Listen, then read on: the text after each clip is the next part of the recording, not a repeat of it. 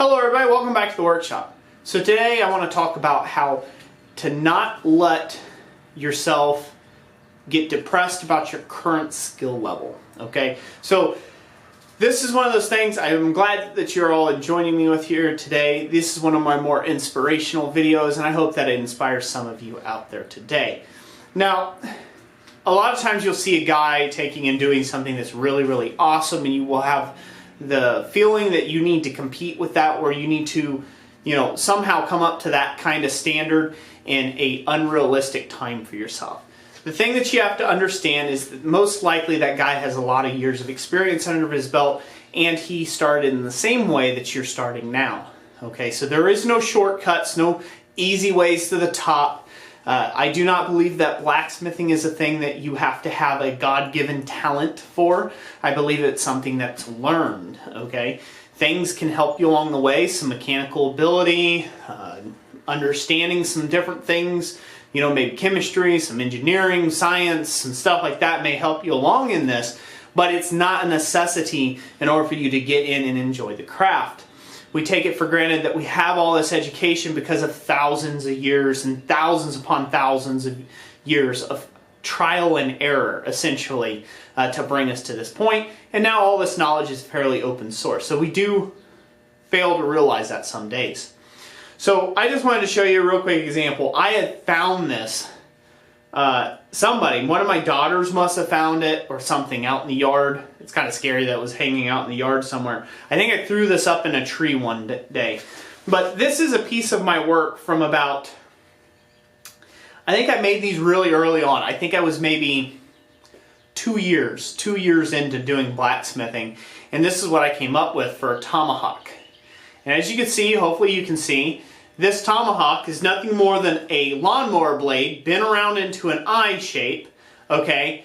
A really rough bevel beat out here and then ground pretty sharp, right? And then I think this is just an old piece of like a garden hoe handle is what I made that to fit, okay? And these are one of the things I started selling at like little craft shows and stuff and like got 25 bucks for, okay?